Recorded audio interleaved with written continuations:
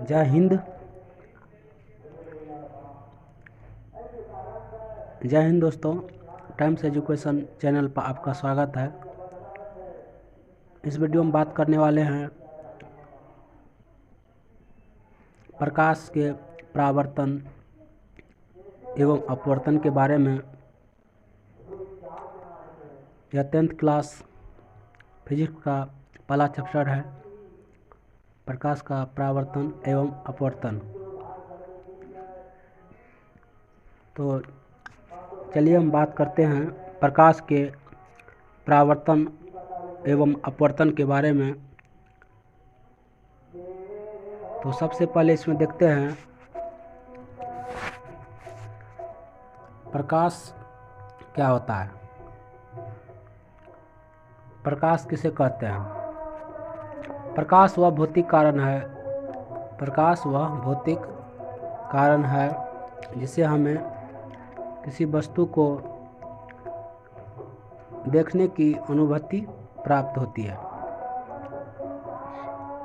यानी प्रकाश वह भौतिक कारण है जिसे हम किसी वस्तु को देखने की अनुभूति प्राप्त होती है। प्रकाश के बिना किसी भी वस्तु को देखना असंभव है। इसलिए प्रकाश मनुष्य के जीवन का बहुत बड़ा ही अंग है। जब तक प्रकाश है तब तक ही कोई वस्तु दिखाई दे सकता है। तो प्रकाश वह भौतिक कारण है जिसे हम किसी वस्तु को देखने की अनुभूति प्राप्त होती है। तो प्रकाश ऊर्जा का एक रूप है। प्रकाश ऊर्जा का एक रूप है जो हमेशा सीधी रेखा में गमन करती है। प्रकाश ऊर्जा का एक रूप है जो हमेशा सीधी रेखा में गमन करती है। इस गमन पथ को ऋजुरेखीय गमन पथ कहते हैं। प्रकाश क्वेश्चन पूछा जाता है, प्रकाश का ऋजुरेखीय गमन पथ किसे कहते हैं? प्रकाश एक तरंग है। प्रकाश सीधी रेखा में गमन करती है। इस गमन पथ को ऋजुरेखीय गमन पथ कहते हैं। प्रकाश निर्वात से होकर नहीं गुजरती है।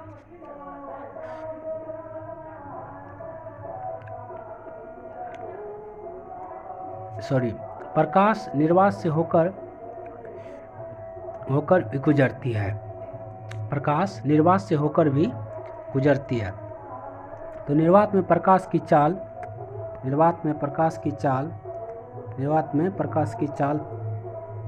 3 गुना 10⁸ मीटर पर सेकेंड होता है। निर्वात में प्रकाश की चाल 3 गुना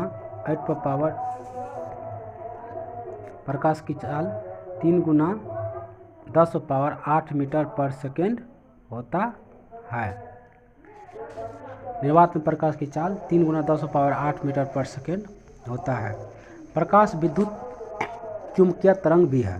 प्रकाश विद्युतीय चुंबकीय तरंग भी है जो इस तरह बिहेव करता है। जैसे पानी का तरंग जो है, पानी जब नदी में चलता है तो इस तरह से चलता है।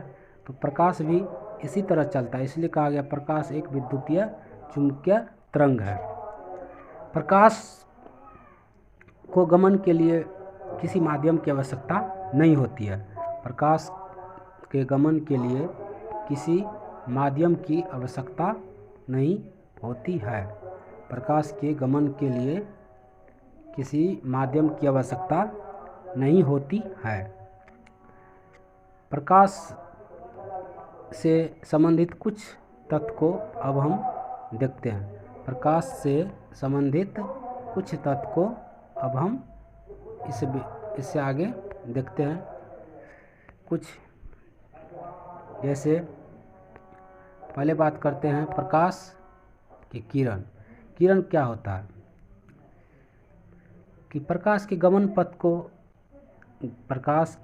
गमन पथ की दिशा को किरण कहते हैं। प्रकाश के गमन पथ की दिशा को किरण कहते हैं। बात करते हैं प्रकाश पुंज, किरण।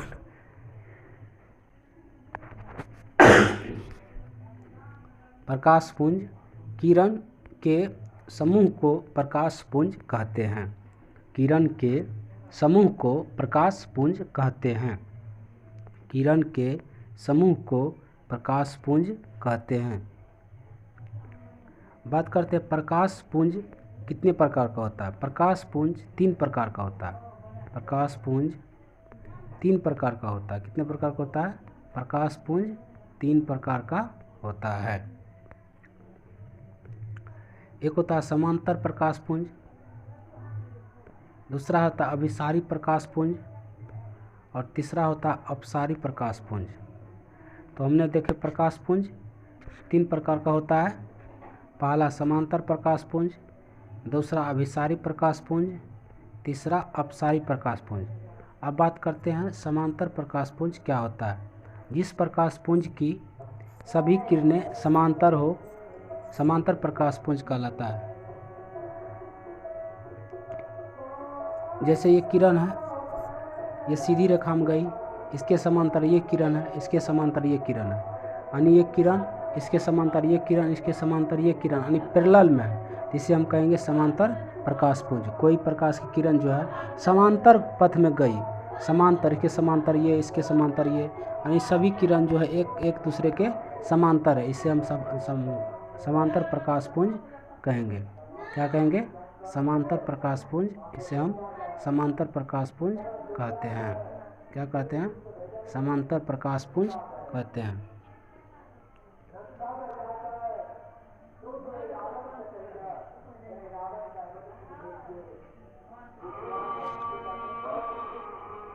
अब बात करते हैं अभिसारी प्रकाश पुंज।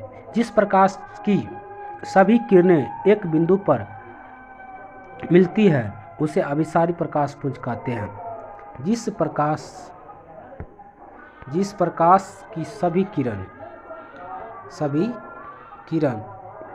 एक बिंदु पर मिलती है उसे अभिसारी प्रकाश पुंज कहते हैं।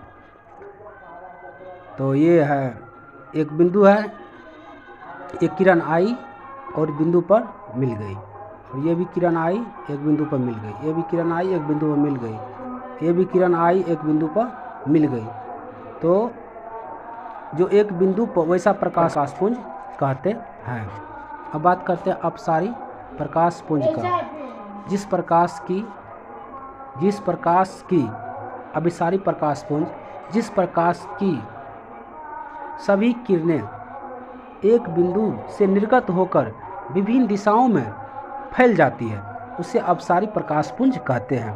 अभिसारी प्रकाश पुंज का बात करेंगे तो जिस प्रकाश पुंज की सभी किरणें एक बिंदु से निर्गत होकर विभिन्न दिशाओं में फैल जाती है उसे अभिसारी प्रकाश पुंज कहते हैं। अभिसारी प्रकाश पुंज, जैसे कि ये बिंदु है, इस बिंदु से एक किरण निकल गई इस दिशा में, ये इस बिंदु से एक किरण निकल गई इस दिशा में, एक बिंदु से इसी बिंदु से एक किरण निकल गई इस दिशा में। तो यानी एक बिंदु से विभिन्न दिशाओं में निर्गत होके यानी टकरा के उस बिंदु से टकरा कर प्रकाश आई और एक बिंदु पर टकराई और उस बिंदु से टकरा कर निर्गत हो गया यानी विभिन्न दिशाओं में फैल गई, उसे हम कहेंगे, उसे क्या कहेंगे हम? उसे कहेंगे अभिसारी प्रकाश पुंज। अब बात करते हैं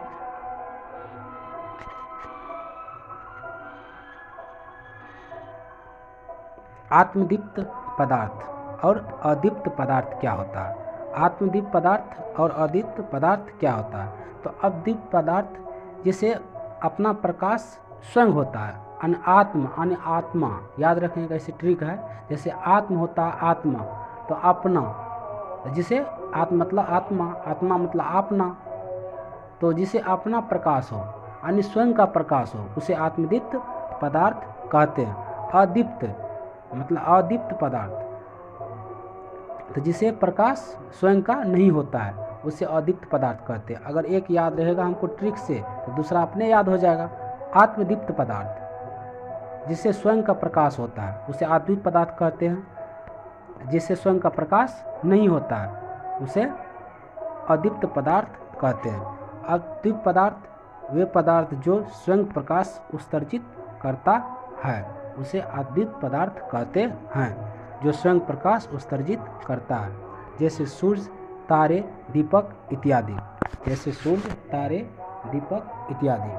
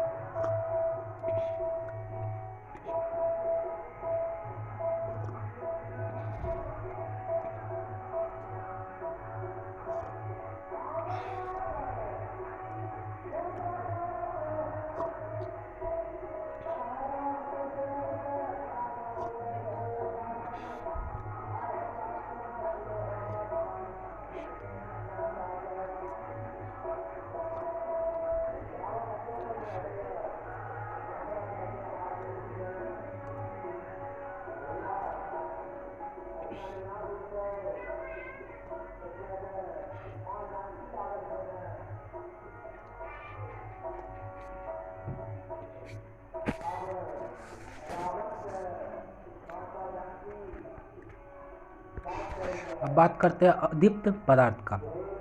अदीप्त पदार्थ वे पदार्थ जो प्रकाश उत्सर्जित नहीं करते हैं। अदीप्त पदार्थ वे पदार्थ जो प्रकाश उत्सर्जित नहीं करते हैं, उसे अदीप्त पदार्थ कहते हैं। जैसे पत्थर से क्या प्रकाश निकलता है? किसी अंधेरे घर में अगर हम पत्थर को रख दें, किसी अंधेरे घर में अगर हम पत्थर को रख दें, क्या उससे प्रकाश उत्सर्जित होगा? नहीं होगा।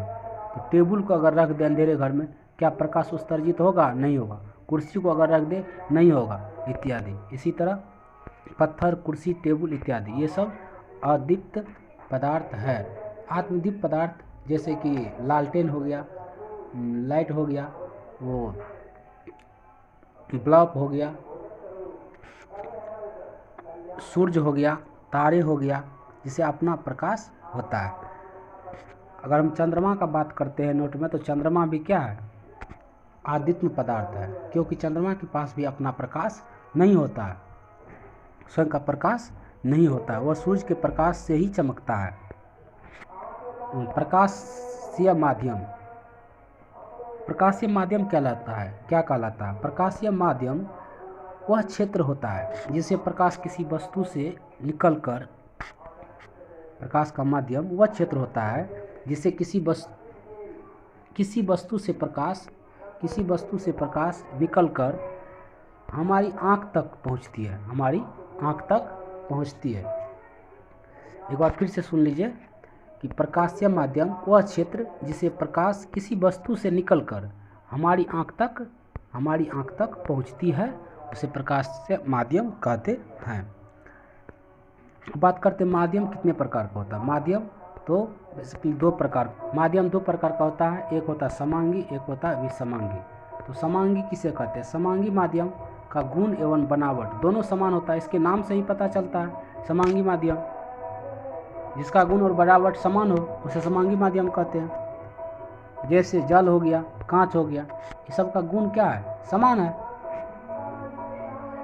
जल भी चमकता है और कांच भी क्या होता है? चमकता है। दोनों का गुण समान है। उसके बाद करते विसमांगी। प्रत्येक भाग के गुण और बनावट असमान होता है, उसे विसमांगी कहते हैं। जैसे गर्म और ठंडी। अरे गर्मी तो गर्म जैसे है तो गर्म लग रहा है, गर्मी लग रहा है। ठंडी है तो ठंडी लग रहा है, गर्मी में गर्मी लगता है, ठंडी में ठंडी लगता है। गर्म पानी गर्म रहेगा, ठंडा पानी ठंडा रहेगा, उसका गुण और बनावट क्या है? दोनों अलग है। तो जैसे हवा भी एक मिश्रण है। हवा कैल्साइट, ये सब भी अलग अलग है, ये मिश्रण है। उसके बाद करते हैं पारदर्शी पदार्थ और अपारदर्शी पदार्थ। एक होता है पारभासी पदार्थ। ये तीन प्रकार का पदार्थ इधर भी है, पारभासी, अपारदर्शी और पारभासी। तो हम पारदर्शी का बात करते हैं। पारदर्शी पदार्थ क्या होता है? प्रकाश के पूर्ण रूप से आर पार हो जाना, यानी प्रकाश जिस वस्तु से प्रकाश पड़ने पर आर पार हो जाए, यानी इस साइड से उस साइड निकल जाए, वह पारदर्शी पदार्थ कहलाता है।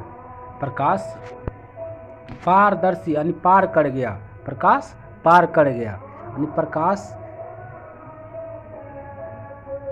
पूर्ण रूप से आर पार हो जाना पारदर्शी पदार्थ कहलाता है।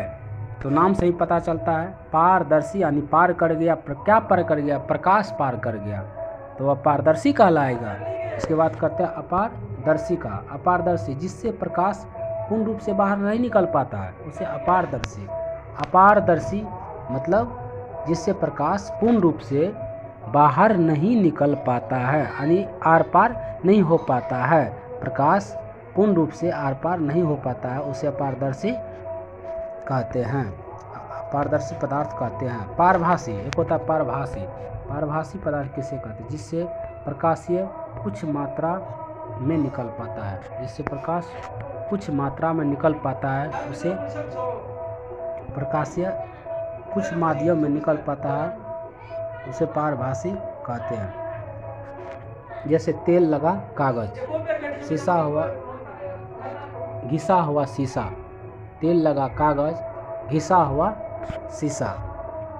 छाया, छाया क्या होता है? अब बात करते हैं हम छाया का। छाया किसे कहते हैं? प्रकाश के गमन पथ पर जब अपारदर्शी वस्तु यानी जिससे प्रकाश आर पार नहीं हो पाता उसे अपारदर्शी कहते हैं। अगर रख दी जाती है तो वहाँ क्या होता है? उस क्षेत्र में अंधेरा छा जाता है। अपारदर्शी वस्तु के आर पार नहीं कर पाती है, जिससे वह वहाँ अंधेरा छा जाता है, और अंधेरा छाने के बाद अंधेरा क्षेत्र बन जाता है, जिससे अंधेरा, इसी अंधेरा क्षेत्र को क्या कहते हैं? छाया कहते हैं। अब बात करते हैं प्रकाश के परावर्तन के। प्रकाश किसी परावर्तक सतह से टकराकर पुनः उसी माध्यम में लौटने की घटना को प्रकाश का परावर्तन कहते हैं। प्रकाश का परावर्तन, प्रकाश यदि जिस माध्यम में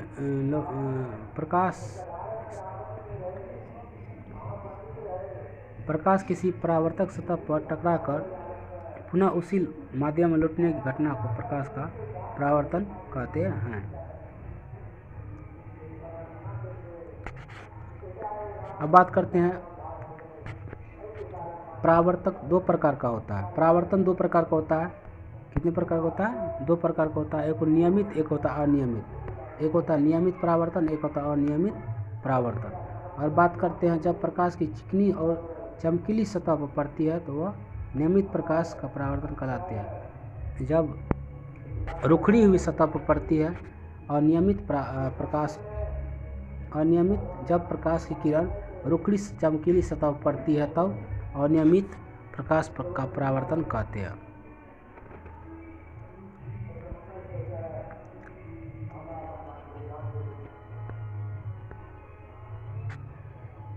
ये नियमित परावर्तन हुआ और ये हुआ अनियमित परावर्तन।